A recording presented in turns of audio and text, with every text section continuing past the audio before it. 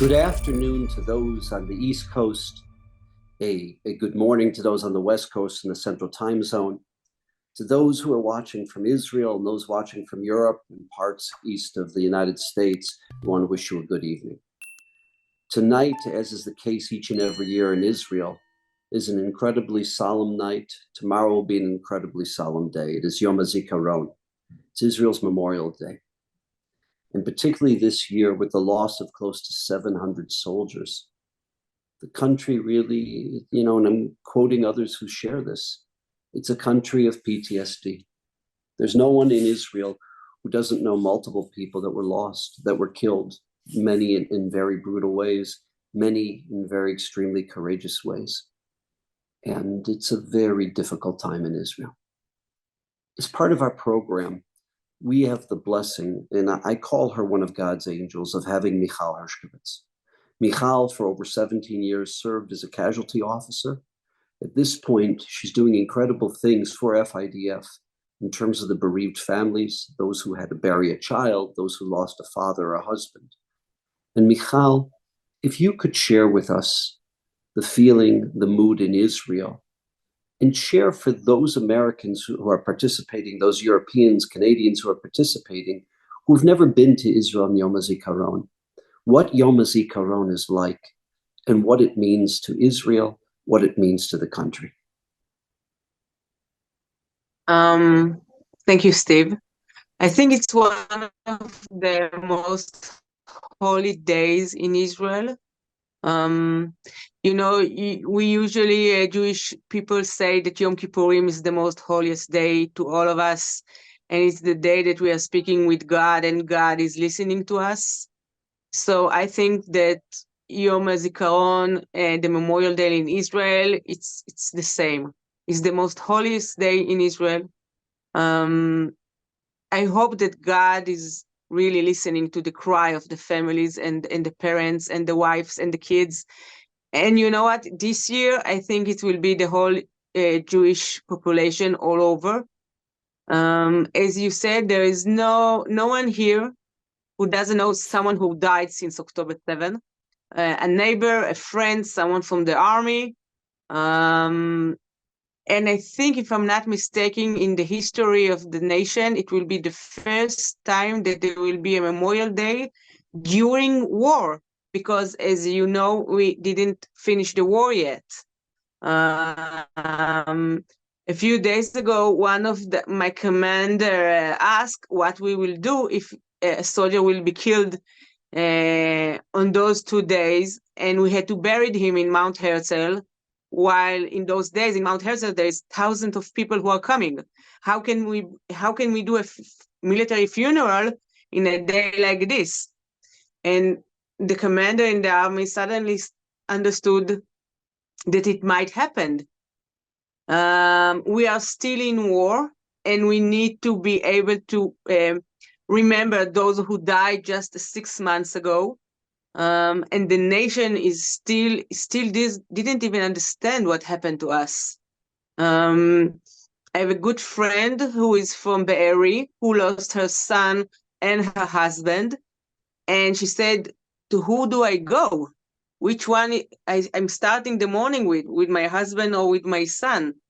To which cemetery? One was buried in a kibbutz where now it's allowed to be buried, and the other one was buried next to Be'eri. And she said, when they told me to bury them in 2 different places, they promised me that when the Memorial Day will come, the war will finish and they will move them to be together. So it's something. There's things that we never thought about them. And now we need to be able to deal with.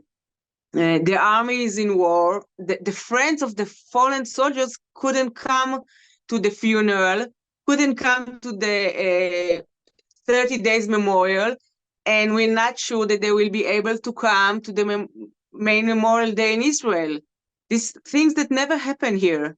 Not to be able to be in next to the family, next to your best friend that you still remember how he died in Gaza, how he died in Khan Yunis. So it's quite unique, and it's very different, and it's very hard. I'm hearing a conversation inside the society that people saying you will go to Beersheba and I will go to Haifa because everybody want to participate and to be there. It will be so crowded, the cemeteries, because a lot of people want to come and to be there for the family. I even heard some family said, I'm going to come a day before because they will be so crowded. I won't be able to be only with my son. So she's coming a day before to sit next to her grandson and to be only with him. It's hard. It's very hard. The commanders are still fighting. They are not able to come to meet the family of the fallen soldiers. I can tell you that the casualty officer has to come from house to house. We have to be able to do in 24 hours. We have to meet all the families. Each casualty officer has his own families.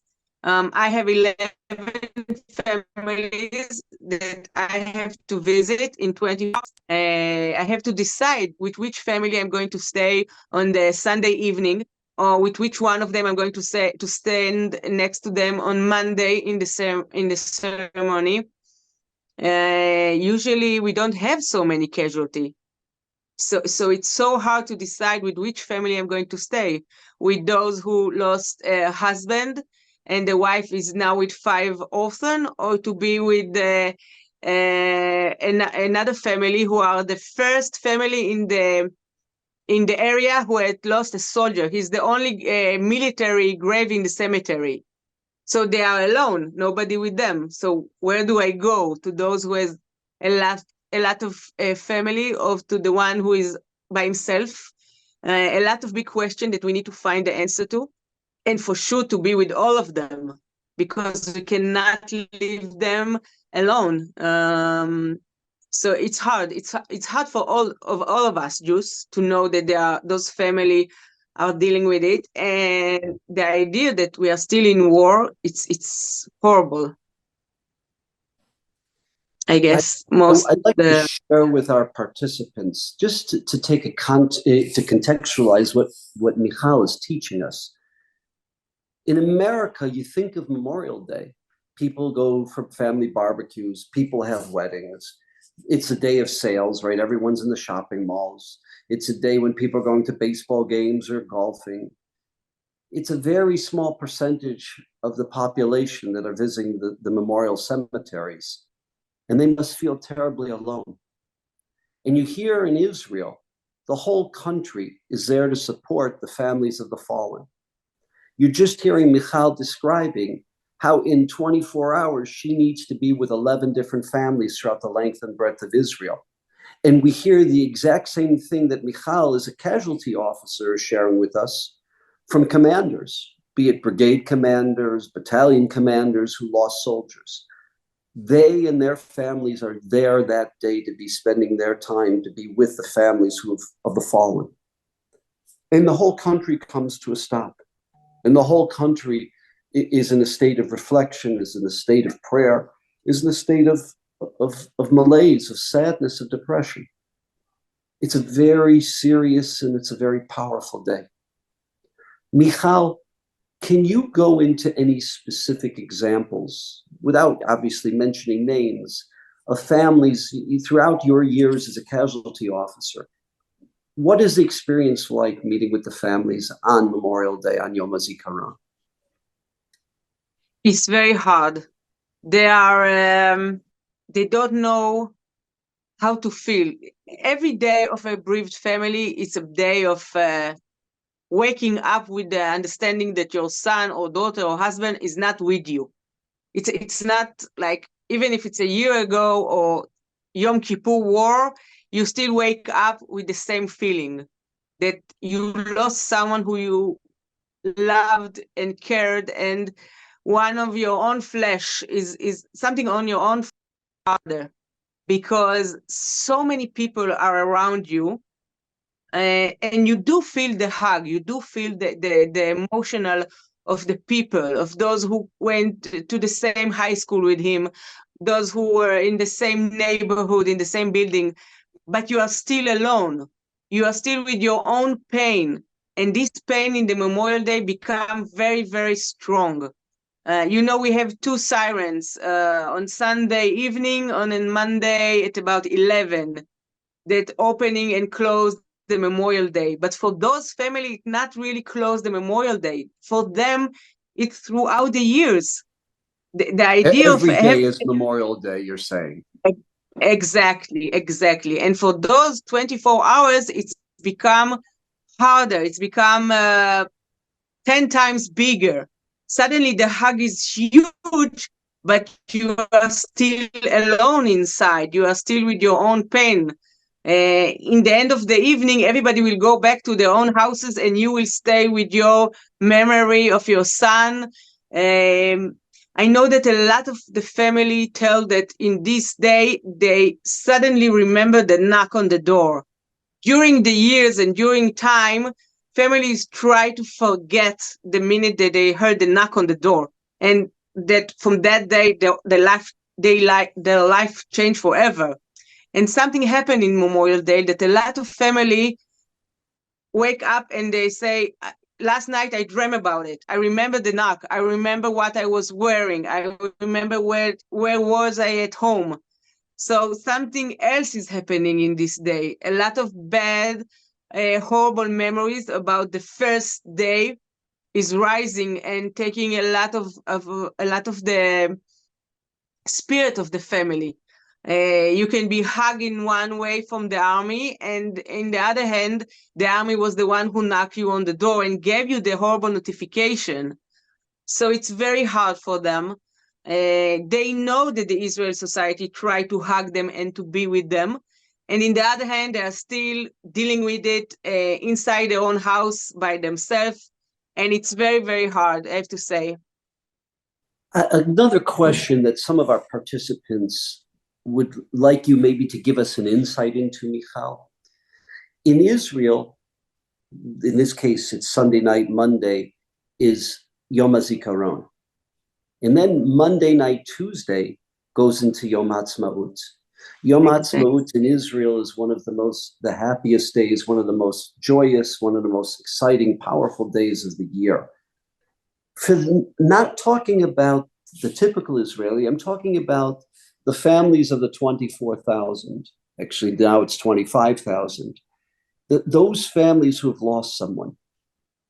It must be very, very challenging to go from Yom HaZikaron to hearing, fireworks the night of Yom HaTzmaut, to hearing, smelling barbecues in the neighborhood, to hearing noise, to hearing music, etc. What's it like for those families when, as you said, they never leave Yom HaZikaron? Yom HaZikaron is part and parcel of who and what they are for the rest of their lives. If you could share that with us. Every family doesn't celebrate Independence Day. Never. You cannot do the switch.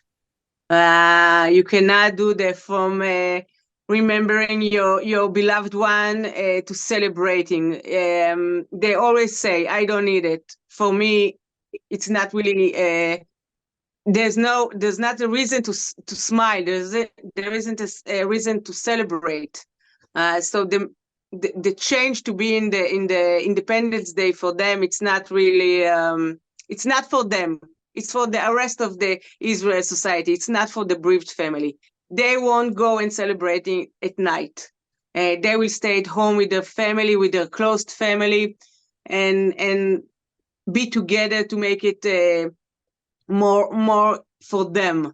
A lot of the family throughout the years tried to change it and said, maybe we'll change the date of Yom HaTzmaut. Maybe we'll do the separating between them so we can also celebrate it.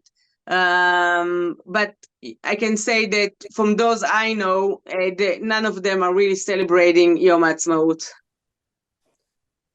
Michal, I understand statistically 88% of the 88% of the Druze soldiers, of the men, I apologize, of the Druze families participate in the IDF. Very, very high percentage.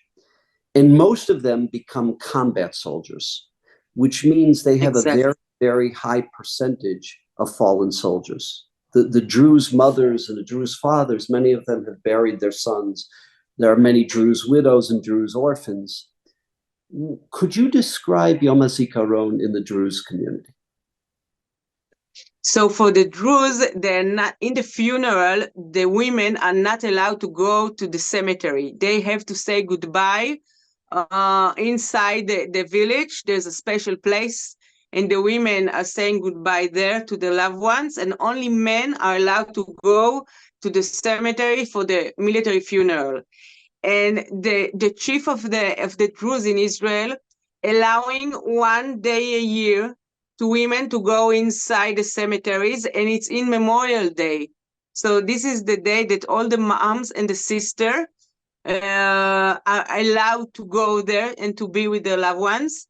And I can tell you that I have a Druze family in the Nahal Brigade, and in Monday morning I'm going to be with them in the military cemetery, to be with them so they won't be alone, and it will be the first time that they will see it. They were not there for the last 7 months, and it's quite unique, and really it's something very special, very emotional to be there for 1 day a year, to hug the stone, to touch it. And there is a lot of Druze, as you say, who are serving in the army. Almost all of them are combat fighters, very brave ones. And now in the war, I think we lost already, if I'm not mistaken, 11 soldiers who are Druze were killed. Some of them, 2 of them are high rank officers. So it will be first time for the family, for the wives and daughters, to go there and be with them. In a few minutes from now, I'm going to ask you if you want to share some general thoughts or any issues that we have not asked you that maybe need to be shared. What I'd like to spend a few minutes now doing is sharing with our participants in much of these programs and the families that are being taken care of really is something under your jurisdiction. It's an area that you're going to be involved with for many years. And to our participants, the Ministry of Defense and the IDF has asked us to do a number of things. One of them is what's known as the Legacy Program. For the orphans and for the younger siblings, and keep in mind at this point, there are 355 orphans just from this war alone. There are over 800 younger siblings just from this war alone. And those are being brought, many of them, to the United States. There's a capital camp. There's a group that's coming both from, it's going to be supported by the Baltimore community, by the Montgomery County community, the DC and the Fairfax County community. There's another group that's going to be supported on the West Coast, having a traveling camp, almost like USY on wheels, but for these kids. There's 2 programs like that that'll be taking place on the East Coast, based out of the Glen Point and Teaneck, and they'll be going up and down the East Coast. And as well, there's a program that's going to be taking place at Camp Stone. And these kids, many of them are orphans, many of them are younger siblings. In the aftermath of the camp experience, they'll be spending time with communities. They'll be actually interacting and engaging with the various communities, having a Shabbaton in those communities. And what will happen is, which is very powerful, is that the camp counselors, the madrichim and madrichot, they themselves have lost a father. They themselves have lost a brother or a sister at war. And in something that Michal shared with us when she was a guest on this very, very briefing that we do each and every Sunday, each and every Wednesday, is Michal shared with us that very often the young kids, when we say young kids, kids either are in 7th, 8th grade, or the older group, the high school, the 9th and 10th graders, they really can't talk to their parents because all they see is the pain on their parents' face. And they themselves never have a chance to articulate, to emit the emotions, to be effusive, to share what they're feeling. In here, for the first time, they're in a very, very safe, protected space because they're with people who are in the very same shoes that they walk, have experienced the exact same experience they're experiencing. And through this program, they actually have a bonding and they create lifelong friends because of the common experience. And the best analogy I could give to the participants of this briefing is think about in our communities, a survivor may share with us their story, but there's a place of comfort that a Holocaust survivor has that is only amongst other survivors who have gone through similar experiences, because anyone else is an outsider. Anyone else really can't appreciate. And for them to open up and expose these raw emotions about the most acute and intense emotions, it's not something the average person is going to do with an outsider, no matter how loving, no matter how kind, no matter how good the outsider is. And that's the power of this program. Another program that Michal is overseeing is something the Ministry of Defense is running, where they're taking, I call them micro-demographics. We talked about the 680 families who've lost a loved one in this war, but some of them are widows who've lost a new husband. Some of them are Druze. Some of them might be Orthodox Jewish families. Some of them might be this, might be that. Some of them will be a situation where they've lost an only son. Some of them are a situation where there are multiple children and they lost one of their children.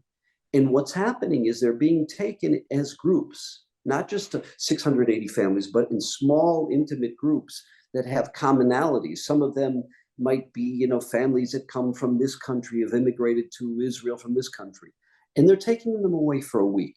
We fund at FIDF them to be taken away for 3-4 days every year to a facility called Givat Olga, where they're therapists, where they have these annual retreats. We pay for that every year. But this is raw. This is not someone who lost someone 10 years ago or 12 years ago. It just happened in the last few months. And they're being taken away with therapists in micro-demographic groups for a week, 8 days at a time. Some of them will be taken to Cyprus. Some of them will be taken retreat places other way. And these retreats are extremely powerful. Give them the chance, number one, to bond with people of similar backgrounds. Give them the chance to go through a catharsis, to open up, and to be in a safe space, a space with people who can appreciate what they're feeling because they're people in the same shoes, that are walking in the same shoes. That's a second program that we're funding. A third program that we're funding, and this is something that came from the bereaved families themselves. This was a request to the Ministry of Defense. They want an eternal legacy for their loved one. What do we mean an eternal legacy?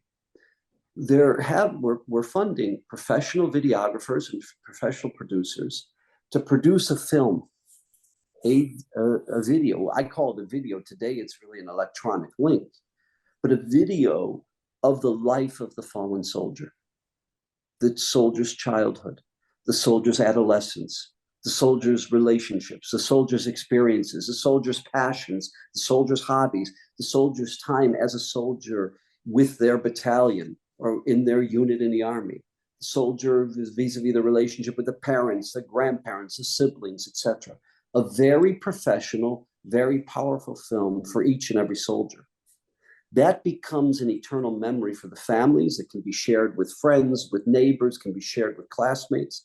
It is also something that will be in the Yom HaZikaron, the memorial hall, this beautiful, incredibly meaningful, powerful structure on Mount Herzl that was created over years by the Ministry of Defense as a memory to the fallen. That's a program that we're funding. And another program that we're funding is a support for each and every one of the 680 families. They get support from the government.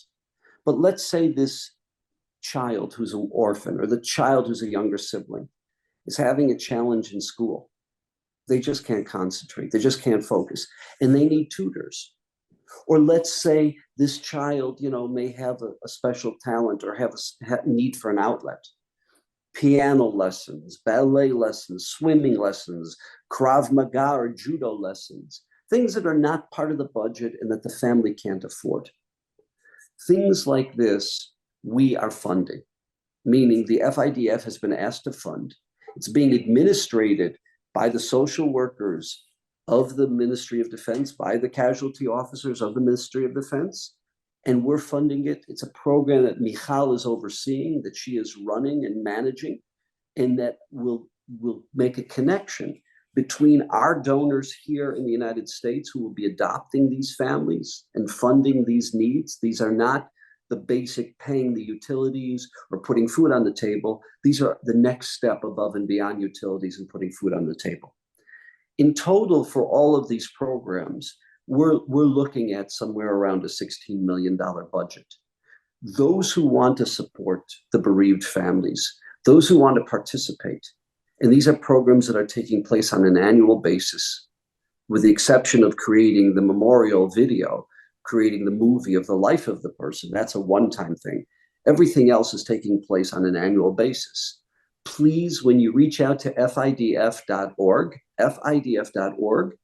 and you can put in specifically bereaved families, the program for bereaved families. Michal, if you would like to speak about any of those programs, or you'd like to share any other thoughts with us in terms of Yom HaZikaron, please share with us. I would like to say one thing about Legacy Camp. I want to share with you that we had a 10 days interview the children and their parents about legacy.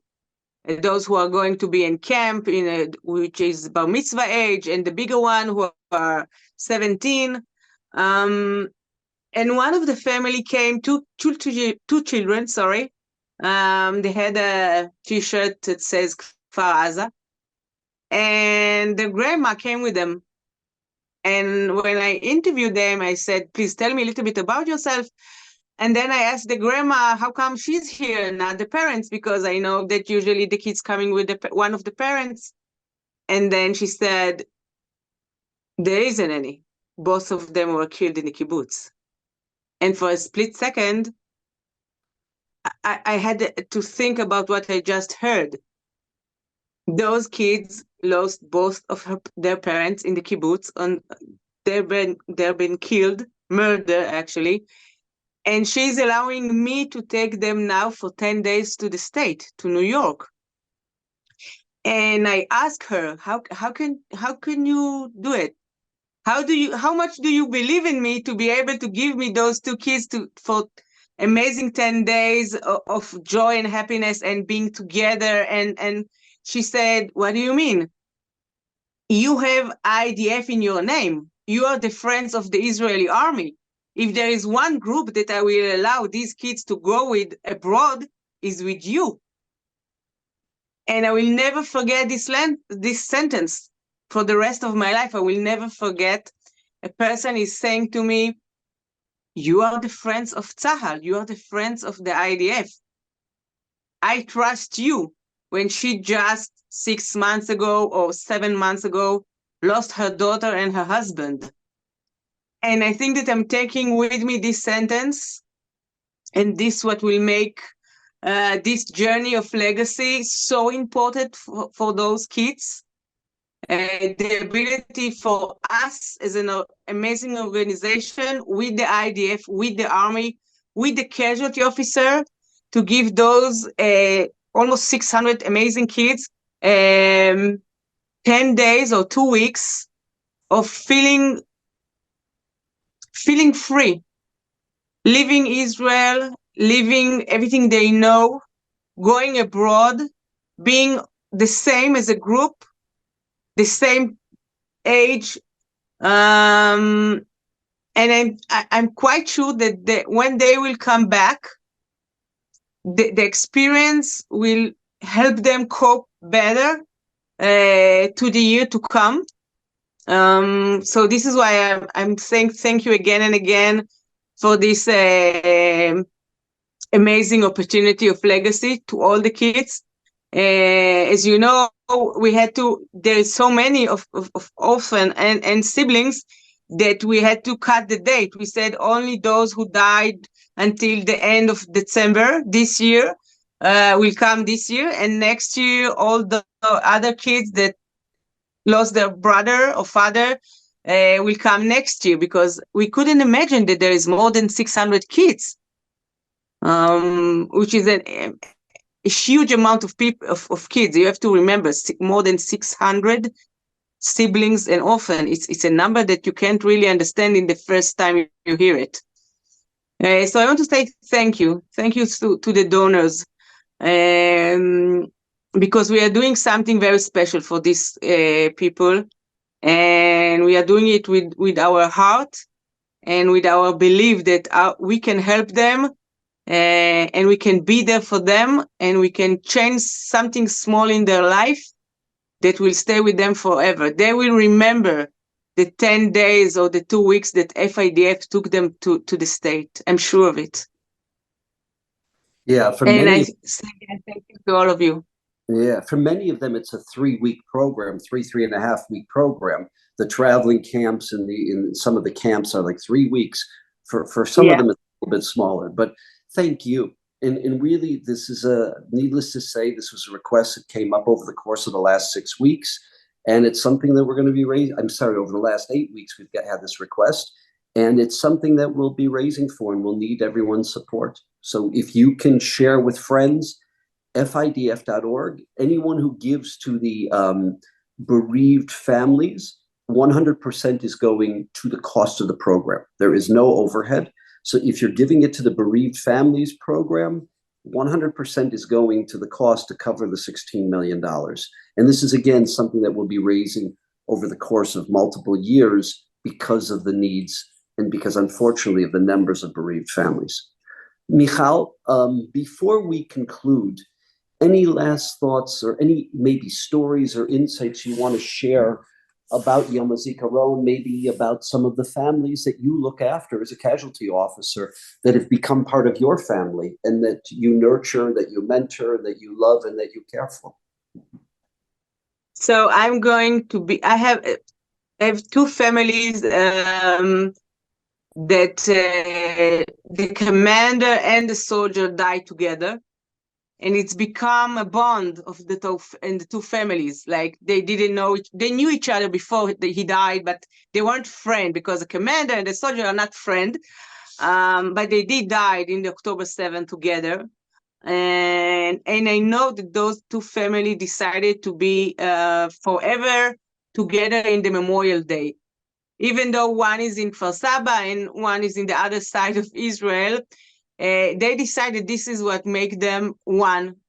One family is very religious and the other one is not at all.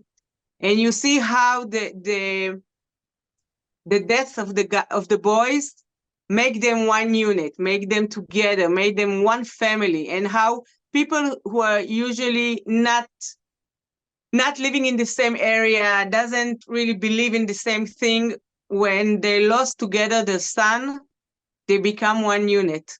Things that were different and make them 2 different parts of the society now become one. And I think it's quite unique, and I think that it's, for me, it's warmed my heart to see it, to see how a family that are so different before the loss of their children become one, become with the sadness and with the loss. And they really show us that a mom that loses her son, or a parents that losing their son, it doesn't matter if they are Druze, if they are religious, if they are non-religious, the loss, the pain of the lost make you as a one unit with those who also lost their sons. So I think this is what I'm taking for me as something that unites us. And it's so important right now. You know, we have the sentence that says every time Am Yisrael Chai. And there is days that this sentence is very hard to say out loud, because the heart is already so broken to small pieces, and you need only the small thing that make him whole again. And this is the thing that I'm taking with me. And I really do believe that we need to believe in the sentence that Am Yisrael Chai, because we need to be together. We need to be united. If you live abroad, if you live in the state, if you live here in Israel, it's one Am Yisrael. Everybody is one. And it's so important to keep it, and it's so important to cherish it. So for me, I think this is the last thing that I remember for Yom HaZikaron, for the Memorial Day. And thank you, of course. Thank you all. Michal, thank you. And I tell you, you're a treasure, and you embody and you represent everything that is beautiful about the IDF. And we know that this night and this day of Yom HaZikaron is a very, very challenging one, and a very, very, very painful one for you. You have one heart, but it's broken in many different places for all of those families that you love and you nurture and you care for. And we just want to wish you strength over the next 24 hours. Thank you. I'm going to cry. Thank you so much. Thank you.